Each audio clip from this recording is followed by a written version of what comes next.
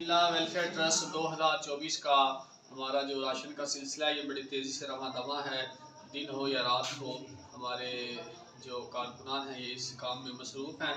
तो आज एक और हम अपनी जो है वो एक माँ जी के पास आए हैं और इनको राशन दिया। माँ जी बिस्मिल्लाह वेलफेयर ट्रस्ट ने तानू राशन का लिया क्यों और चीनी है दाल ने ते होर दे अंदर सारा सामान है ताकि रमज़ान दे रोज़े तुसीं आसानी रख। तुसीं कुछ कहना चाहोगे ना?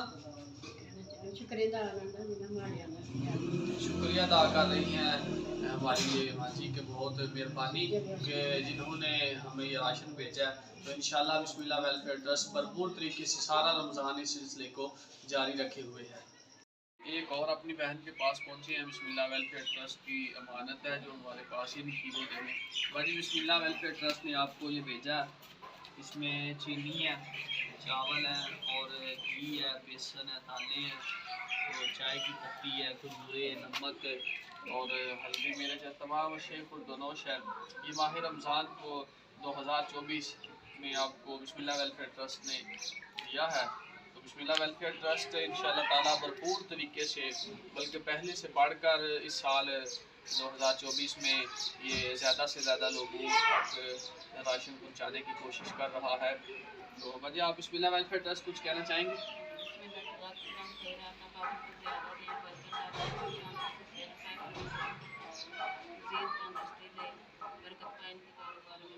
जी हमारी बहन बहुत दुआएं दे रही हैं। आमीन।